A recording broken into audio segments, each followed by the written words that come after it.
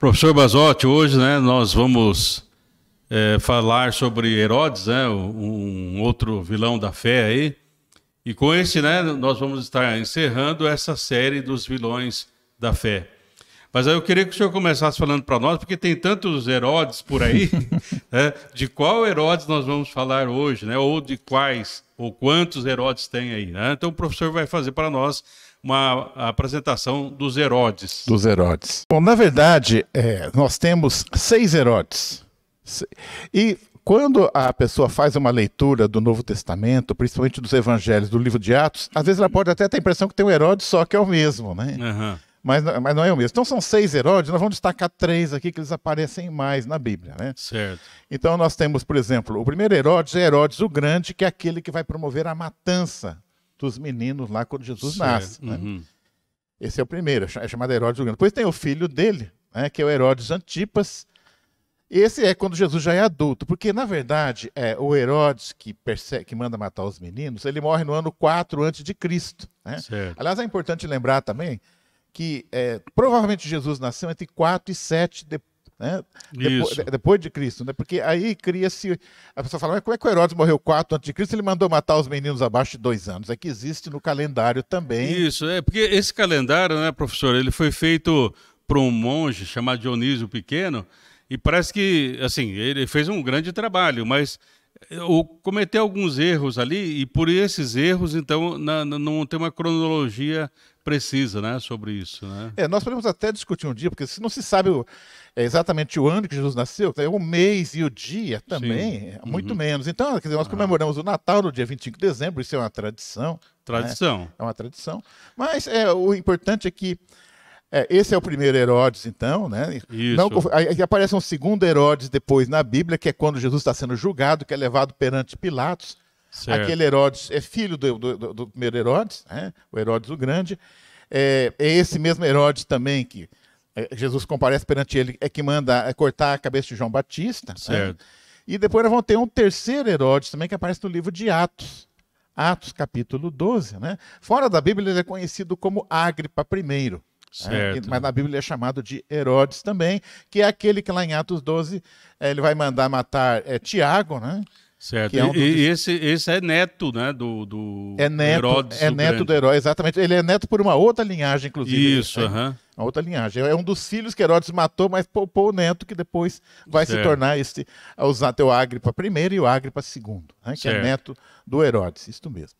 Então, na verdade, o nosso vilão de hoje, que são os Herodes, digamos assim, essa linhagem herodiana, né? Uma família de vilões. É uma família de vilões, né? Na verdade, essa família tem uma origem 2000 anos antes de Cristo.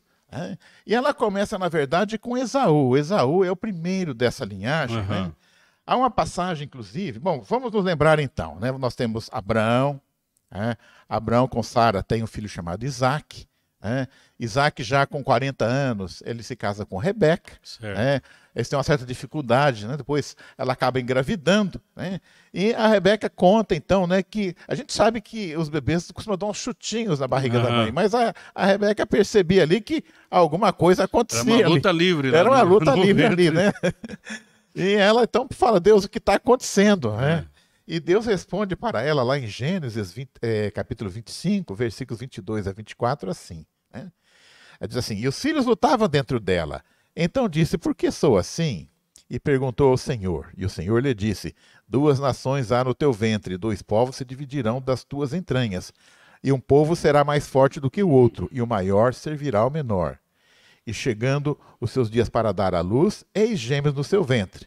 Esses gêmeos eram Esaú e Jacó. Né? Então nós sabemos então que Esaú, ele vende a herança para o irmão, ele se torna um inimigo, de seu irmão, e essa inimizade ela vai ter uma sequência. Né?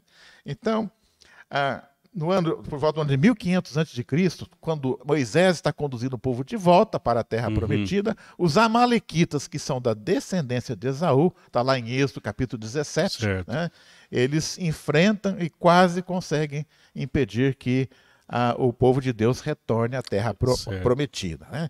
Depois nós vamos ter aqui até um texto que nós já estudamos aqui, uma série de vilões, que é a Gage.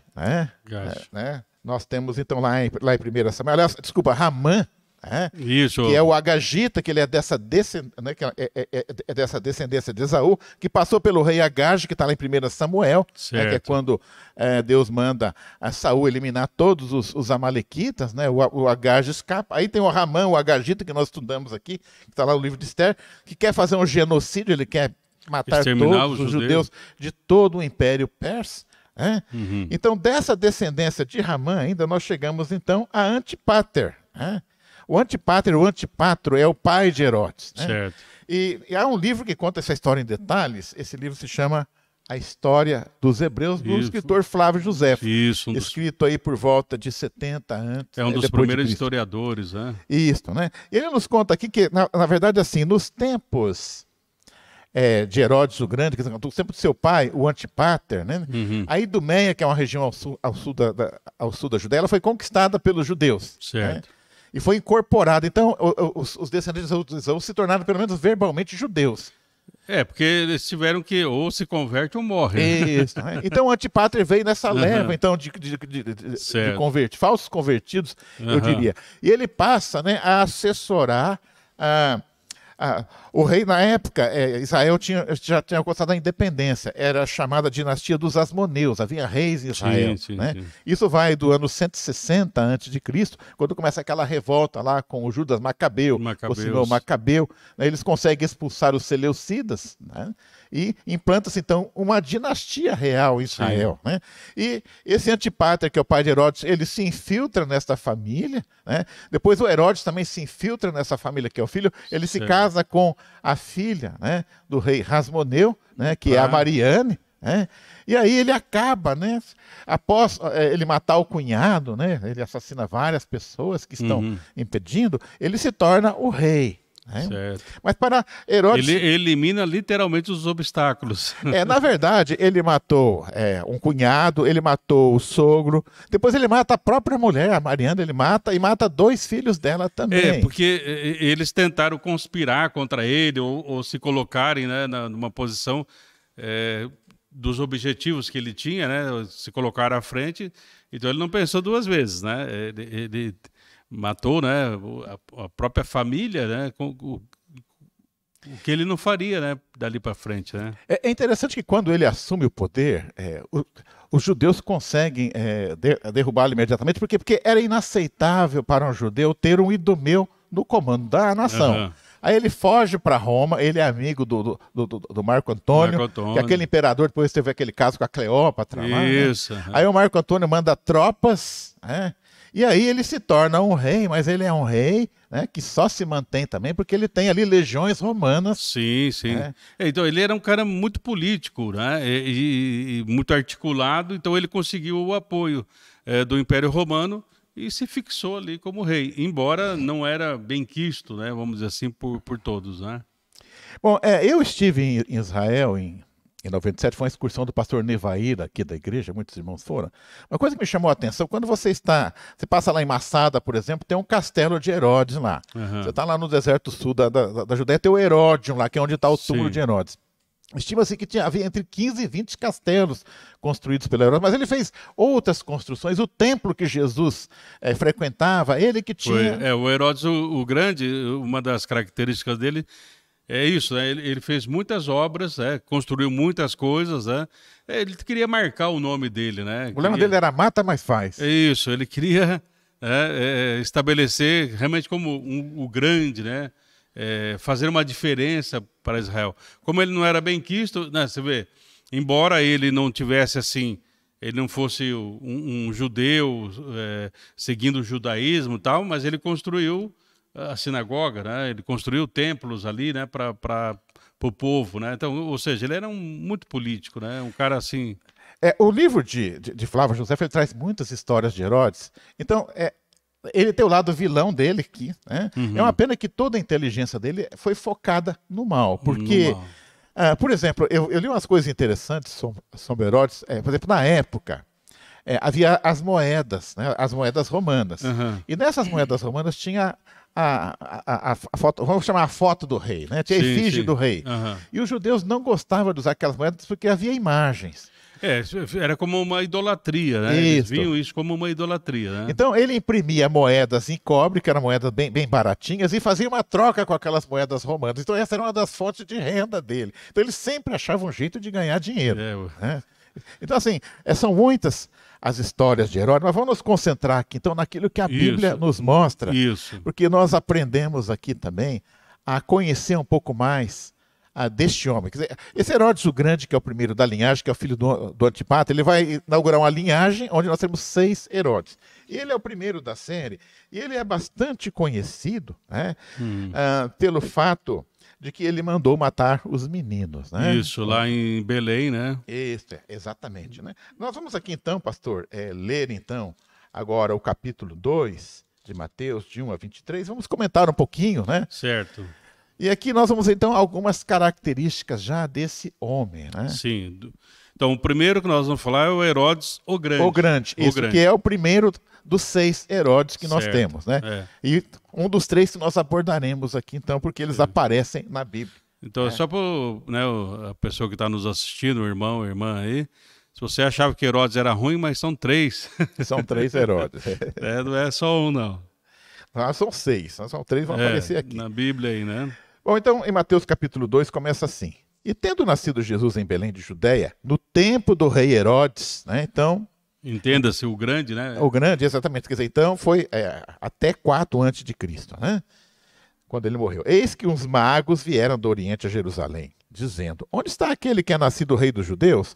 Porque vimos sua estrela no Oriente, e viemos adorá-lo. E o rei Herodes, ouvindo isto, perturbou-se, e toda Jerusalém com ele. Aqui eu acho importante entender o seguinte, por que Jerusalém se perturbou? Porque havia expectativa no povo judeu de que haveria alguém... Né, um novo rei. Um novo rei queria libertá-lo do jugo romano. Certo. E Herodiano junto ali, né? Porque se eles não gostavam do rei Herodes, e aí então surge essa possibilidade de um novo rei, realmente toda Jerusalém fica numa expectativa. E o Herodes também fica numa expectativa. Ele ficou perturbado, mas diferente. Ele ficou assim, vou ter um concorrente. Isso. Eu li também que Herodes acreditava que da descendência dele surgiria uma grande figura, que seria alguém que talvez tivesse um império mundial. Sim. Aí aparece um concorrente.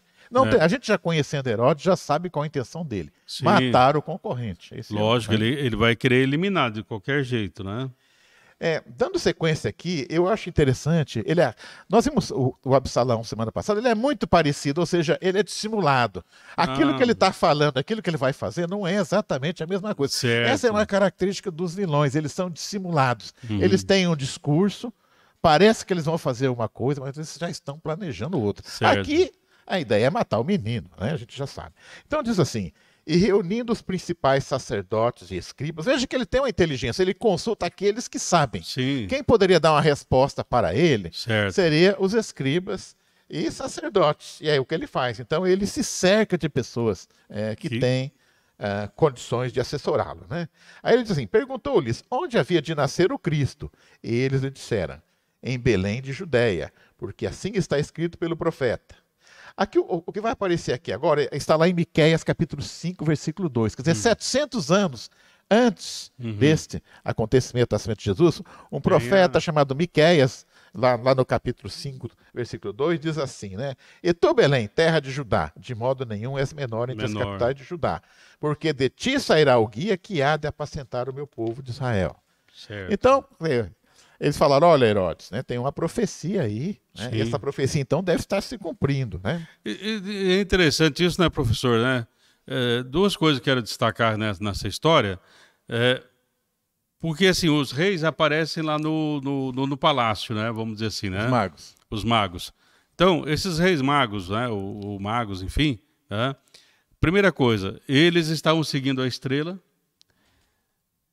mas eles tinham uma ideia, talvez fixa, né? E muitas vezes nós erramos por causa disso, né? Nós temos já uma ideia pré-concebida. Se vai nascer um rei, onde nasce o rei? No palácio. Eles foram até o palácio. O erro deles estava aí. Eles tinham que ter continuado seguindo a estrela. Verdade. Né? O outro ponto, assim, não basta só conhecer as escrituras, é preciso confiar nelas. Porque Herodes, ele fala assim para o povo ali, o povo não, Os assessores ali. Os assessores, os sábios, vocês sabem o que tem alguma coisa escrita? Tal, eles vão pesquisar, né? Entram lá no Google, lá, pesquisaram e tal. Tem um texto bíblico assim e tal, né? Vai ser em Belém, onde o Cristo vai nascer. Ele usa essa expressão, não é? Isso. Ou seja, ele sabe que não é qualquer pessoa que vai nascer, é o Messias, é o Cristo, mas não acredita. Da parte de Herodes eu vejo assim, ele dá a entender que ele está interessado, ele é um curioso, ele quer ter o prazer de conhecer, cumprimentar, ir lá levar um presentinho também. Ele passa essa impressão, a gente vê pelos acontecimentos. A impressão. E é interessante, pastor, que nessa Cuidado com as impressões, irmão. Que nessa reunião com os sacerdotes e escribas, ele não chama os magos, porque logo em seguida assim, então chamando secretamente os magos, ele faz 2 reuniões separadas. Ele é muito esperto, né? Ele pega as informações que interessam de cada lado. A impressão que dá. Cuidado. Chamando secretamente os magos, inquiriu deles acerca do tempo em que a estrela aparecera. E enviando-os a Belém, disse, olha só como é que ele diz, ide perguntai diligentemente pelo menino, e quando o achardes, participai-mo para que eu também vá e o adore. O cara é muito bom. Quase que estragou nosso Natal, pastor. Não, impressiona, né? Ou seja, Herodes fala assim, eu vou ser o Papai Noel, vou levar presente. Imagino a expressão facial dele assim, de Papai Noel mesmo. Muito bonzinho, tal, mas cuidado. Continua assim, e tendo eles ouvido o rei, que são os magos, partiram, eis que a estrela que tinham visto no oriente ia adiante deles, até que chegando se deteve sobre o lugar onde estava o menino. E vendo eles as estrelas, regozijaram-se muito, entrando na casa, acharam o menino com Maria, sua mãe, e prostrando-se, adoraram. E abrindo seus tesouros, ofertaram dádivas, ouro, incenso e mirra. Então eles vão lá, adoram o menino. Mas aí é sempre assim. O que o vilão não sabe é que existem os planos de Deus. Plano de Deus. Aquele não é um menino qualquer, aquele menino é o plano da nossa salvação concretizado naquele nascimento. Com certeza.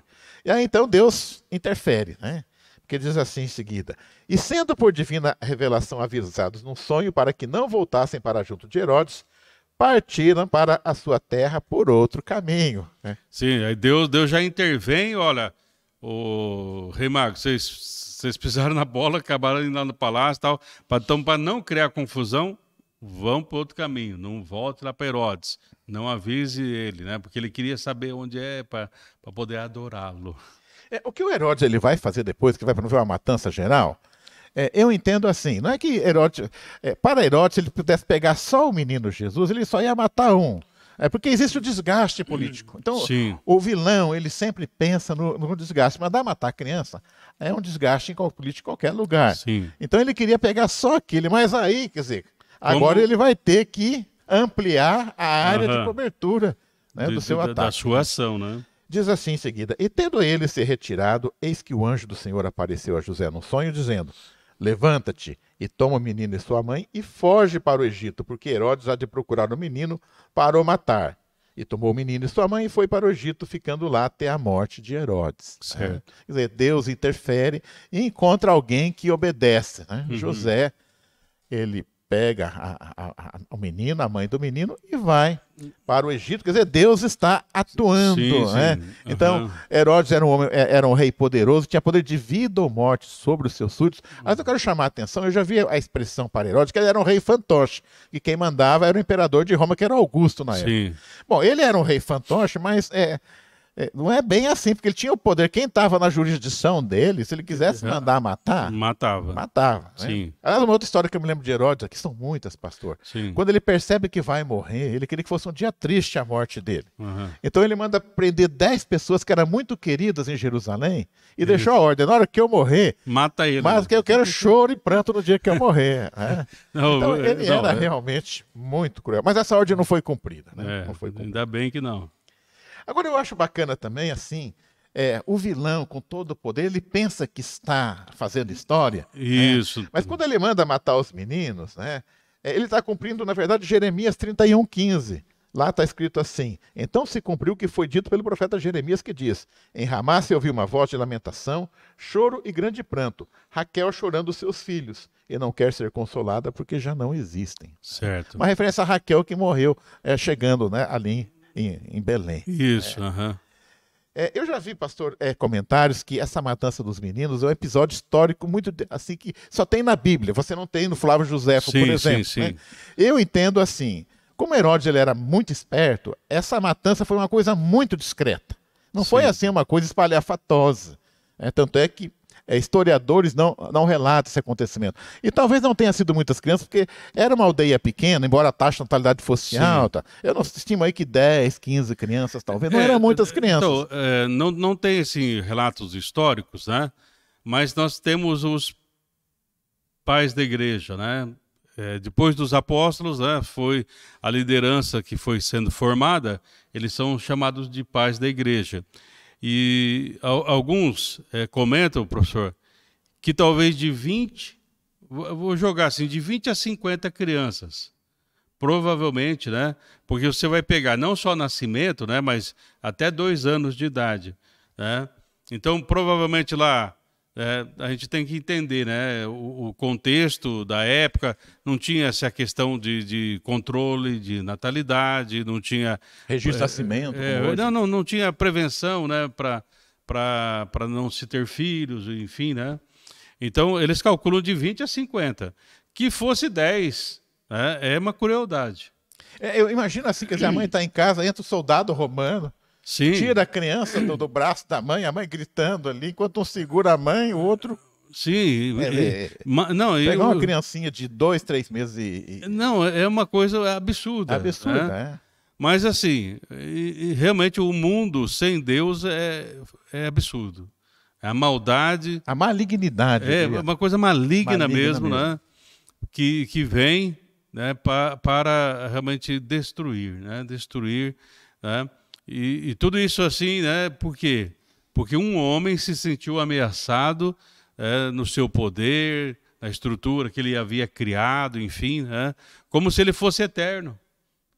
Sem Deus nós não somos seres eternos. Né? E ele vive pouco, né? Então, com a morte de Herodes... Então... E até, eu não sei, tem alguns comentários que ele fala que ele teve uma morte terrível, né? Isso fala assim, ele foi comido de vermes, a expressão que é usada, né? Isso, uma doença, né, que atacou ele e realmente fez com que ele até sofresse muito, né? No final. Não que isso seja a punição, né? Mas a consequência, né, da maldade, né? Lógico que Deus não usa ele não foi purificado através do sofrimento, né? Mas ele atraiu para si mesmo. É uma antecipação do que vem depois. No primeiro vilão que nós vimos aqui, lá em Salmo 73, né, ficou claro para nós que esses ímpios eles têm um julgamento do outro lado. Sim. Né? Então, esses vermezinhos aí é só o começo. Só o aperitivo do que vem. Do que vem depois, porque o currículo dele de crimes é bastante extenso. Sim.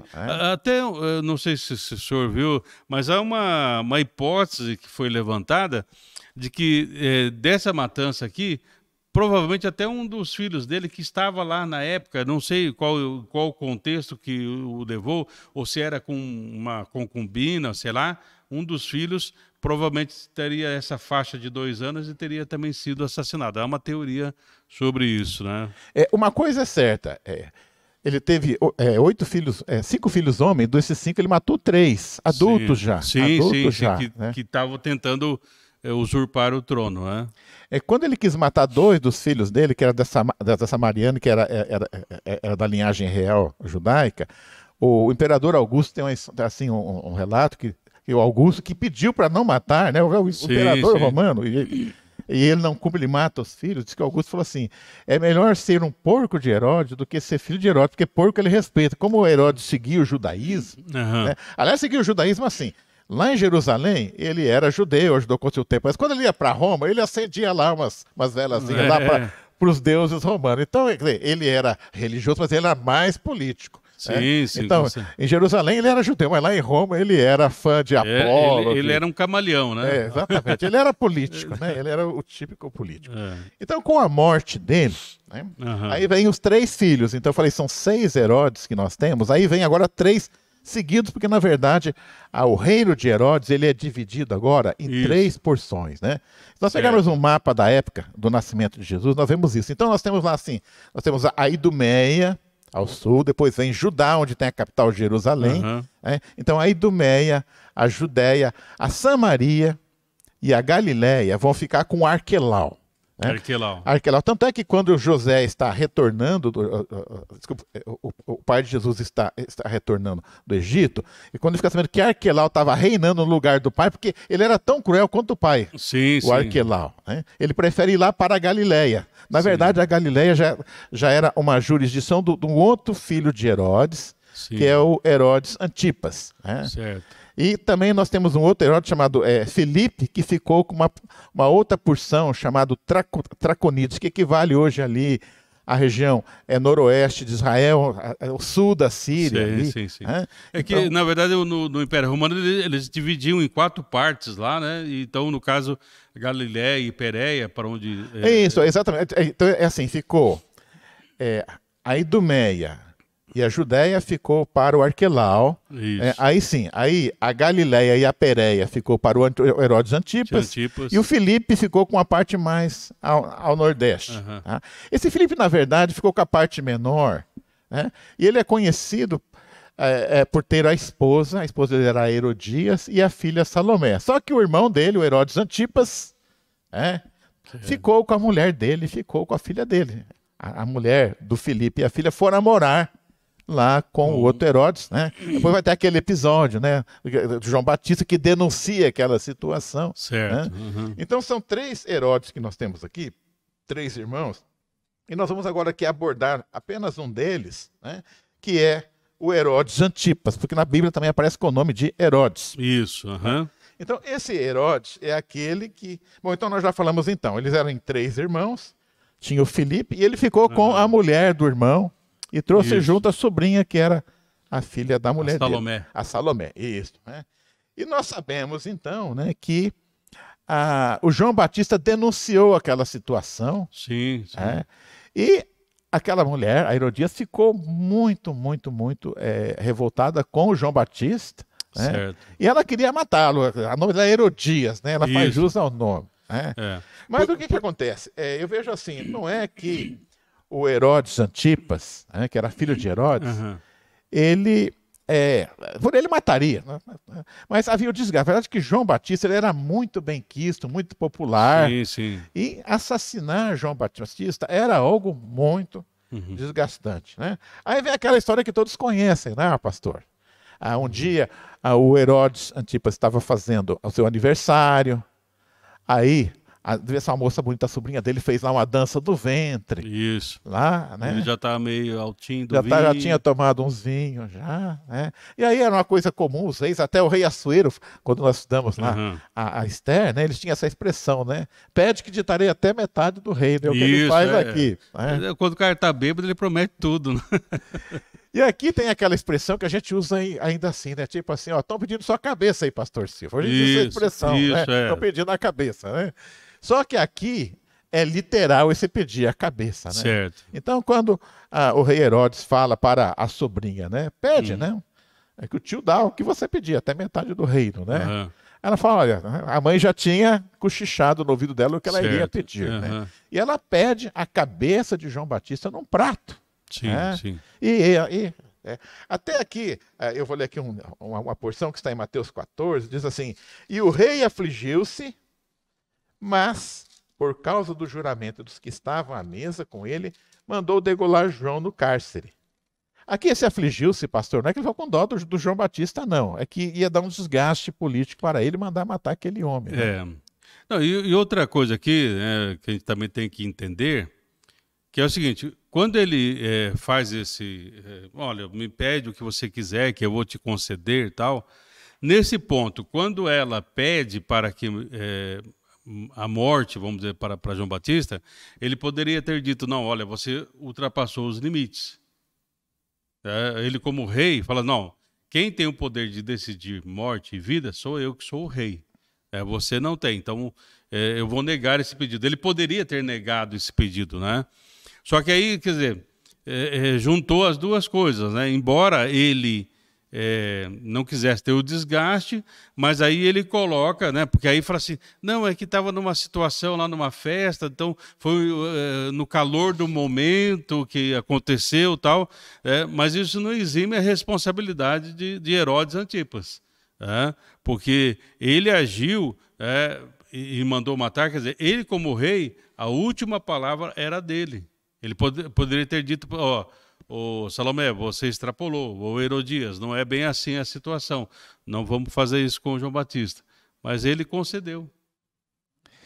O que me chama a atenção aqui é que provavelmente o Herodes odiava o João Batista, porque é uma outra atitude do homem ímpio. Quando alguém chega e aponta o pecado... Que vai contra aquilo, que não vai... A zona de conforto. Porque, na verdade, João Batista... Ele denuncia algo que todo mundo já sabia. Ou seja, ele falou algo que todo mundo sabia e que a própria lei, né, se a gente pegar em Levíticos, pegar Deuteronômio, a própria lei, a palavra de Deus ali, havia orientações morais, éticas e tal para aquele contexto, porque senão o contexto familiar ia se tornar alguma coisa realmente desestruturada. É o que nós vemos hoje, né, por não seguirmos a lei do Senhor, famílias desestruturadas hoje, né? Então, o que nós temos aqui, o que me lembra muito essa Herodias é a própria Jezabel, que persegue a palavra profética. Ela tenta matar lá o profeta Elias. E aqui, nós temos a mesma situação agora. E é importante lembrar que João Batista representa uma ligação entre os profetas do Antigo Testamento e Jesus. Sim. Ele é o último de uma linhagem profética que aponta para Jesus.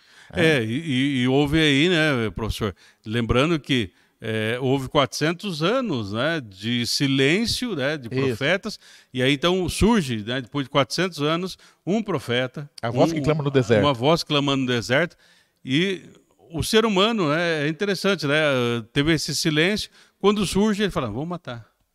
Nós não queremos continuar ouvindo, né?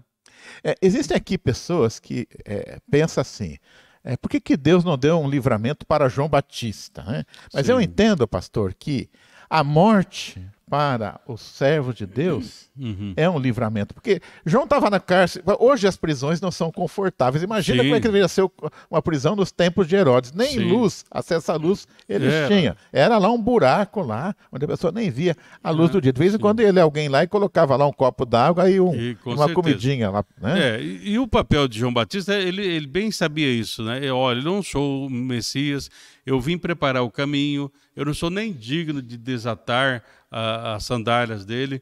Eu batizo com água, mas ele vai batizar com o Espírito Santo. Quer dizer, João sabia do seu ministério. Então, eu creio que ele estava tranquilo. Estava tranquilo, isso mesmo. Né? Mas o que nós vemos aqui, eu vejo que é muito importante. Existe a questão hoje muito comum de orar pelas autoridades. Sim, né? sim. Então, o que nós vemos aqui, quando uma autoridade tem o poder e ela tem influências malignas, o próprio Herodes já era maligno já, mas ainda tem a mulher, né, com toda a influência.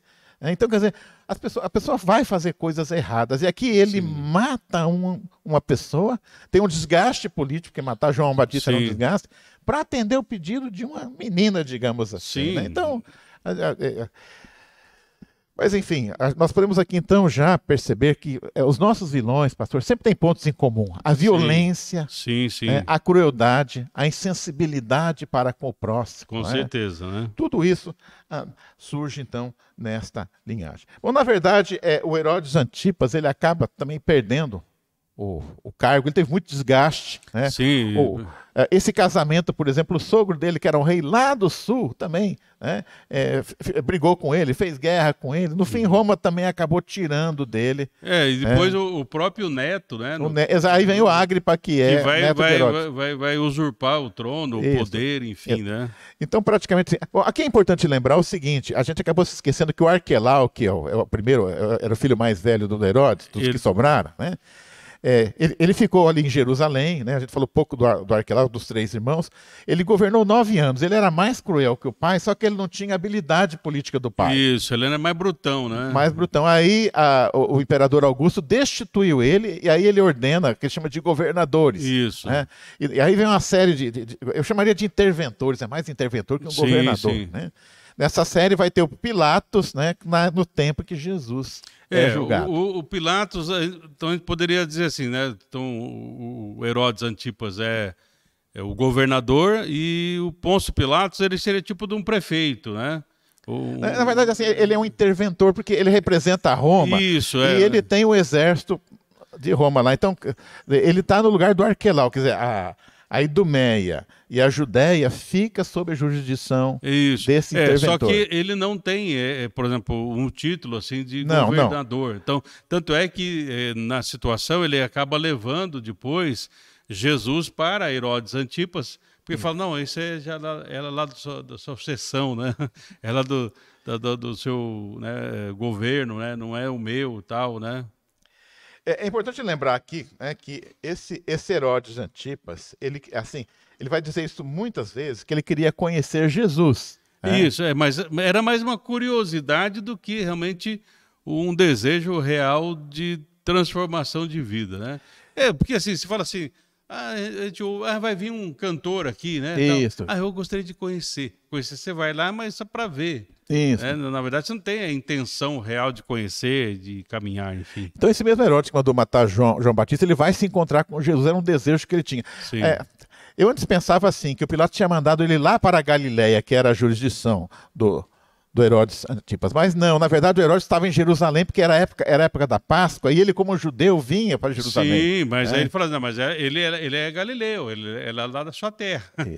O Herodes tinha uma vontade, o Herodes Antipas, ele tinha uma vontade, ele queria conhecer Jesus, ele ouvia muito falar de Jesus, né? Eu lembro que quando nós vimos o milagre de Jesus, tem lá a cura do servo do rei. Esse servo do rei era servo desse Herodes aqui. Sim. Então, ele deveria ouvir os próprios servos dele contando as façanhas de Jesus. Então, tinha uma curiosidade muito grande. Ele já tinha no currículo dele matado João Batista, né? Entre outras coisas, né?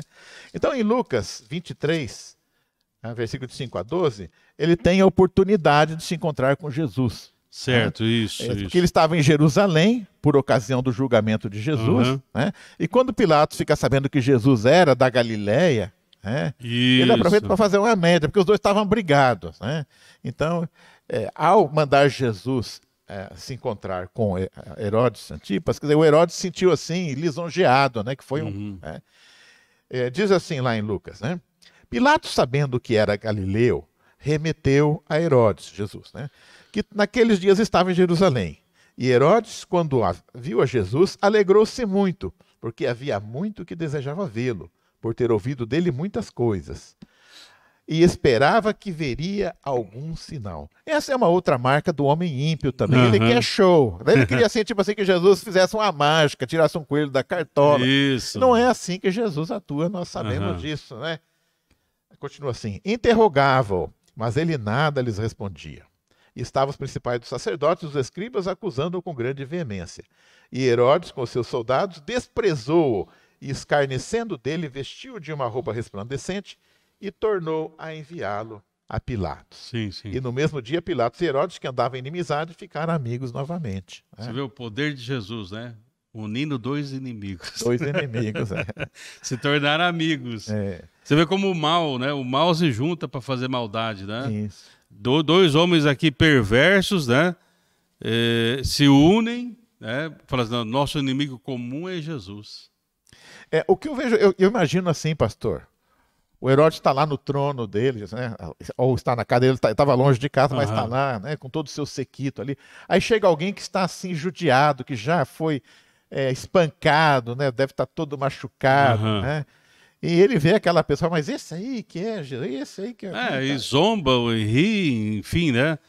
Faz chacota com a pessoa de Jesus, humilha, ele tenta, né, humilhar Jesus. Jesus não foi humilhado porque ele já tinha sido humilhado quando veio a este mundo, né? Bom, mas nós sabemos da história também que esse Herodes também acaba sendo destituído, né? Com certeza. E na verdade, aí o que vem depois então é o nosso próximo Herodes aqui, que ele aparece na Bíblia também com o nome de Herodes, né? Que é neto do Herodes o Grande, ele não é filho desses três irmãos aqui que governaram nesse período, né? E esse Herodes, que na Bíblia aparece como Herodes, mas fora da Bíblia como Ágripa I, né? Ele vai aparecer então em Atos 12, quer dizer, essa linhagem de crueldade continua. Lá em Atos capítulo 12, versículo 12, agora estamos falando então do nosso quarto, ó, tinha Herodes o Grande, os 3 irmãos que nós falamos, o Arquelau, o Filipe e o Herodes Agripa, né? O Antipas, obrigado, pastor, Antipas. E agora então vem o Herodes, que é o Agripa primeiro. Isso. Né? Já lá no livro de Atos, então. Né? Então, em Atos, capítulo 12, versículo de 1 a 2, nós lemos assim, né? E por aquele tempo, o rei Herodes estendeu as mãos sobre alguns da igreja para os maltratar e matou a espada Tiago, irmão de João. Esse é o único discípulo que aparece a morte dele descrita na Bíblia. Certo. Mas nós sabemos que só João, o mais novo, morreu de morte natural. Com certeza. Então, quer dizer, aqui é outra cara, quer dizer, persegue a palavra profética, manda matar João Batista. Tenta minar os planos de Deus, tentando matar o menino Jesus quando nasce, e aqui já perseguindo os discípulos. Isso, então, quer dizer, eles seguem, né? É um instrumento do maligno. É um instrumento do maligno. Então, é só para entender, aqui no caso, então, em Atos 12, é um outro Herodes, né? Ele não é Highlander, imortal. Né? Não, é outro Herodes. Outro ele Herodes, neto do Herodes do Grande. Isso. Sobrinho dos 3 Herodes anteriores que nós falamos, né? E olha como é que continua aqui, pastor. Diz assim: e vendo que isso agradara aos judeus, mandou prender também a Pedro, querendo apresentá-lo ao povo depois da Páscoa. Então, eu me chamo a atenção, e vendo que isso agradava aos judeus. Então, quer dizer, a gente tem que ver aqui essa história que a voz do povo e a voz de Deus não é bem assim, não. Com certeza. Não é bem assim. Totalmente errado, né? Tanto é porque, assim, a maioria, né? Não.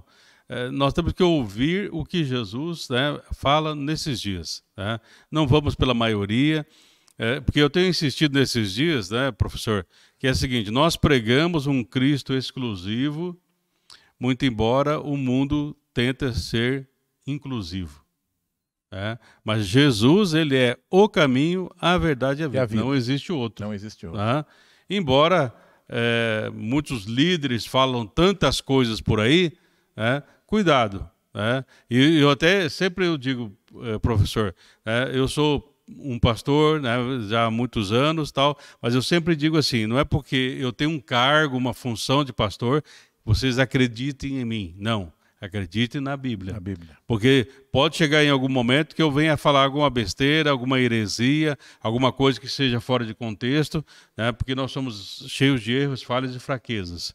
Né? Então, cuidado, não é porque o líder grande lá falou isso, o líder não sei do que falou aquilo. Não, vai ouvir o que Jesus está dizendo, meu irmão. Cuidado, né, com essas palavras. E cuidado com a opinião do povo. Se nós fizéssemos uma pesquisa de opinião pública, vocês querem Barrabás ou Jesus? Então, com certeza. Tomar um certo cuidado com a opinião pública. Bom, então, relendo aqui: e vendo que isso agradara aos judeus, mandou prender também a Pedro, querendo apresentá-lo ao povo depois da Páscoa. Bom, nós sabemos aqui que se caísse na mão do Sinédrio, ia seguir o mesmo destino de Jesus. Com certeza. Então ele vai fazer uma média com a alta cúpula dos judeus, com o povão também junto aqui. Então aqui, o destino de Pedro seria a morte. Mas aqui há uma coisa bacana que está escrito aqui que me chama a atenção. Diz assim: mas a igreja fazia contínua oração por ele. Quando a igreja ora, não tem vilão. Não tem. Então, a oração é fundamental para nós vencermos o mal e a maldade. Porque não pense que os Herodes da vida não ficaram lá no passado, na história. Não. O espírito maligno continua presente e cuidado, os Herodes estão por aí. Bom, eu não vou ler aqui. Você pode acompanhar em casa, lendo, Deus agiu lendo Atos e 12, libertou Pedro. Amém. Exatamente. Tem aquela... Né? E na Leia época, Atos 12. Eu acho uma coisa importante aqui, porque hoje pode acontecer isso no mundo de hoje. Houve uma fuga aí. Aí, de repente, vai falar: será que alguém lá, o carcereiro não deu a mão, ou alguém lá subornou? Mas nessa época era assim: se o prisioneiro escapasse, os guardas da prisão seriam mortos. Mortos, com certeza. Então, quer dizer, e Pedro estava ali com a algema, tava uma mão de cada lado ali, preso em 2 soldados. E as algemas se rompem. E depois ele vai passando, vamos dizer assim, ele passou por talvez 16 ou 20 guardas. Isso. Quer dizer, então seriam mortos 20 ali, porque... E você tentar corromper talvez até seja fácil. 2 já fica um pouco mais difícil. Agora 20, É muito complicado, né? Eu me lembro agora, tem uma passagem em que acontece algo semelhante com Paulo, e na hora que ele está saindo, o carcereiro tenta se matar. Isso. Porque era melhor se matar do que cair na mão. Sim, porque aí Paulo fala, não faça nada contra você, estamos todos aqui, ninguém fugiu. Isso, né? exatamente. Né? Bom, então, nós vemos aqui que a mão de Deus, né, graças também às orações da igreja, livra Pedro da morte. Né? Então nós vemos aqui então o quê? Mais uma outra marca com esse Herodes Agripa I, aqui, conhecido como Herodes né, no livro de Atos. A perseguição aos discípulos. Sim. Né? E veja que não era só os discípulos, com certeza também pessoas que eram, né, já eram, dos cristãos foram perseguidas, maltratadas e mortas. Né? E aí então a gente vem para o último Herodes, que é filho desse. Né? Então, Herodes, que mandou matar Tiago e prender Pedro, ele tem um filho, né? E esse filho dele é o Herodes Agripa II. Né? Eu andei lendo aqui no livro de Flávio José, pastor, era uma confusão. Esse Agripa II, ele era casado, eu já tinha visto que o tal de Berenice, que era esposa, depois eu vi que era a irmã dele. Ele vivia em uma relação incestuosa com a irmã. A Berenice que aparece aqui, na verdade, é a irmã dele. Né? Depois larga dele, vai para Roma, vira amante lá dos reis romanos, depois volta. Quer dizer, era uma balbúrdia essa família do Herodes. Então, porque assim, né, professor, quando a gente deixa os princípios cristãos, vira uma anarquia, né? Fica uma situação onde as pessoas não encontram satisfação e eles tentam qualquer coisa para ter um momento de satisfação. E aí vale tudo, né? Infelizmente, isso acontece, né? Bom, na Bíblia de Atos ele é chamado de Agripa, que é o Herodes Agripa II. Depois de lembrar que quando ele está no trono, ele recebeu de Roma todo o poder que tinha o Herodes o Grande. Então ele tem lá agora nas mãos a Idumeia, a Judéia, a Samaria, todo o reino, né? Vamos dizer assim, isso. né? Todo o reino. Não tinha mais aquela divisão de 4 partes, enfim. Ele está muito bem politicamente aqui. Sim. Né? Mas depois vai ter uma grande revolta no ano 70. E ele vai acabar também. Ele volta para Roma porque vira uma confusão. Jerusalém é destruída no ano 70. Né? Sim. Ele também acaba perdendo poder. Mas aqui, vamos então colocar o contexto. Então, aqui, então, quem vai ter um encontro com esse Herodes agora, que é o último da série, é Paulo. Né? Paulo havia se convertido. Né? Ele está em Cesareia. Né? E ele está para ser mandado para Roma, que ele apelou a César, porque ele sabe que se for julgado em Jerusalém, ele vai ter o mesmo destino que Jesus teve. Né? Mas aí, né, nós temos lá, então, né, um governador desta região que, antes de despachá-lo, então, decide chamar Festo esse governador. Né? Seria assim, um que veio depois de Pilatos, né, daquela linhagem de representante de Roma. Né? Então, Paulo é levado perante a esse Herodes, que na Bíblia é chamado de Agripa, né? Está lá em Atos capítulo 26. Na verdade, no 25 tem toda a preparação para esse encontro. Sim. No 25 e no 26, então, já começa com Paulo fazendo um discurso. Né? Eu não vou ler o discurso todo aqui, pastor, mas eu acho importante lembrar o seguinte, que Paulo aqui, né, ele conta toda a história dele, que ele começou, que ele já era menino, que ele foi criado dentro da seita dos fariseus, com mais alto rigor. Ele não fala aqui, mas nós sabemos que Gamaliel era um professor famoso na época. Ele foi criado, estudou aos pés de Gamaliel. Né? E ele foi fiel na perseguição aos cristãos, que ele acreditava estar servindo a Deus através disso. Com certeza. No 26:19 de Atos, ele fala: pelo que, ó rei Agripa, não fui desobediente à visão celestial. Quer dizer, Paulo falou, eu tive essa visão, tive um chamado e eu fui fiel a isso. Eu até chamaria esse encontro de Paulo com esse Agripa aqui, é um encontro de um ex-vilão com o vilão, porque Paulo foi um vilão também. Isso, foi. Ele perseguiu, ele não matou diretamente, mas ele falava que ele dava o voto a favor para que fosse morto. Com certeza. E eu tenho certeza que lá, quando Estevão foi apedrejado, ele votou a favor, porque ele estava lá, ele assistiu ao apedrejamento. Para ver que Jesus, né, pode transformar o vilão num herói da fé.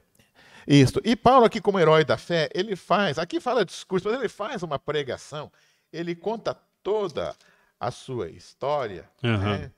E aí, então, né, ele vai dizer assim: preguei em primeiro lugar os que estavam em Damasco, onde ele se converteu, e em seguida os que estavam em Jerusalém, e depois em toda a Judéia, e igualmente aos gentios, admoestando que se arrependessem e se convertessem em suas vidas para Deus, praticando obras que denotassem seu sincero arrependimento.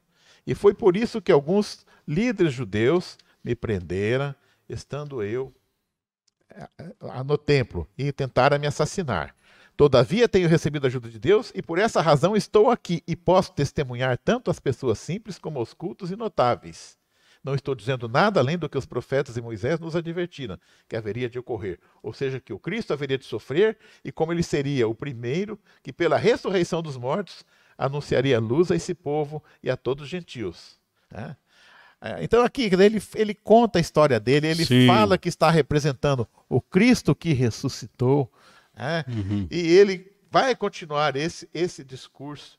Então, e o que eu acho bacana aqui, que no 28, nós temos assim: então o rei Agripa diz: crês tu que em tão pouco tempo podes persuadir-me a converter-me em um cristão? Então Paulo declarou: seja em pouco ou em muito tempo, suplico a Deus que não apenas tu, ó rei, mas todos que me ouvem se tornem como eu, exceto nessas algemas que estava preso, algemado. Então o rei e todos o que estavam com ele comentavam: este homem não fez absolutamente nada que merecesse a prisão ou pena de morte. E Agripa confessou: este homem poderia ser liberto se não tivesse apelado para César. Certo. Então, pastor, aqui eu vejo a misericórdia de Deus mais uma vez. Nós temos uma linhagem de vilões que começa com Esaú. São 2000 anos de vilões, chegando ao último, esse é o último Herodes, o Agripa aqui. E esse homem, esse rei, recebe ainda uma oportunidade de conhecer, quer dizer, o testemunho de conversão de Paulo, o testemunho para que ele se arrependesse e começasse uma nova vida. Mas o homem está ali apegado a este mundo aqui. A estrutura deste mundo, E tanto é que na minha tradução eu falo assim: por pouco. Por pouco. Por pouco que eu não me converto aqui agora. Ou seja, ele foi tocado por aquela palavra, mas ele rejeitou aquela palavra. Ele rejeitou. A palavra chegou no solo, só que o coração dele não foi um solo fértil para a palavra. Então, pastor, já encerrando o nosso estudo de hoje, então nós vimos aqui 6 Herodes, enfatizamos 3 Herodes. Herodes o Grande, que tentou matar Jesus. O Herodes Antipas, que esteve também perante Jesus, teve a oportunidade de ouvir diretamente daquele que é o Salvador, mas preferiu debochar dele. Isso, zombar de Jesus. Zombar dele. E finalmente o último aqui, que é educado comparado com o anterior. Até ele não fez nada. Tratou com respeito. Isso. Mas ele também desprezou. Isso. Então, a gente percebe assim que Deus ele é misericordioso. Quando Paulo vai falar com Agripa, que é o último dos Herodes, Deus esqueceu todo o passado dele, de toda a família dele, de todo aquele pecado que ele tinha do lado ali, uma mulher que era a irmã dele, na verdade, mas Deus fala com ele. Dá uma oportunidade de salvação. Dá uma oportunidade. Então Deus, ele dá a cada dia para aqueles que estão no pecado uma oportunidade com certeza. De arrependimento. E nós não podemos, quando recebemos essa oportunidade, de desprezá-la. E já encerrando, pastor, eu vejo assim, às vezes a gente fica até desanimado com tanta vilania nesse mundo. Mas lá em Apocalipse, já encerrando, lá no Apocalipse 22, que é o último livro da Bíblia, já nos seus últimos versículos, diz assim, a partir do 10, o tempo se aproxima rapidamente. Ora, quem é injusto continue na injustiça. Quem é mundano, continue na impureza, mas quem é justo, firme-se na prática da justiça, e quem é santo, continue a buscar a santificação. Eis que venho sem demora, e trago o galardão que tenho para premiar a cada um segundo as suas obras. Bem-aventurado todos que lavam as suas roupas no sangue do Cordeiro, e assim ganham direito à árvore da vida, e podem adentrar na cidade através de seus portais. No entanto, fora ficarão os cães, os bruxos e os ocultistas, os que cometem imoralidades sexuais, os assassinos e os idólatras, e os que amam e praticam a mentira. Eu, Jesus, envio meu anjo para vos entregar esse testemunho em relação às igrejas. Eu sou a raiz e o prometido descendente de Davi, e a brilhante estrela da manhã. E todos quanto desejarem, venham e recebam de graça a água da vida. Então esse é o convite. Convite do Senhor. Do Senhor. Então, não desanimemos, continuamos a praticar o bem, que o ímpio continua na sua impiedade, na sua idolatria, na sua imundícia. Nós como continuamos cristãos, no caminho da santificação, continuamos naquilo que o Senhor falou, no caminho, na verdade e a vida, que é Jesus. que é Jesus, e com ele nós teremos o nosso galardão. Amém. Amém. Então, com esse estudo de hoje, nós encerramos essa série dos vilões da fé. E na próxima semana, né, professor Basório, nós vamos entrar numa nova série. O senhor poderia comentar com o nosso ouvinte? Nós vamos falar aqui sobre o Sermão da Montanha, que nós vamos começar com as bem-aventuranças, né, lá no capítulo 5 de Mateus. Nós vamos sair um pouco desse clima pesado dos vilões, onde eu aprendi muito sobre a misericórdia de Deus. Eu pensava que iria conhecer mais os vilões, mas não teve jeito. O que eu conheci foi um Deus misericordioso. Com certeza. Que esses vilões realmente só não se recuperam porque não querem, que a oportunidade não faltou para nenhum deles. Com certeza. Então, assim, nós vamos ter assim, já agora um clima mais arejado, que agora é Jesus falando diretamente para nós, uma mensagem de esperança. Como igreja. O Sermão da Montanha. Sugestão, leia aí capítulo 5, 6 e 7 do livro de Mateus e na próxima semana o Sermão da Montanha. Amém.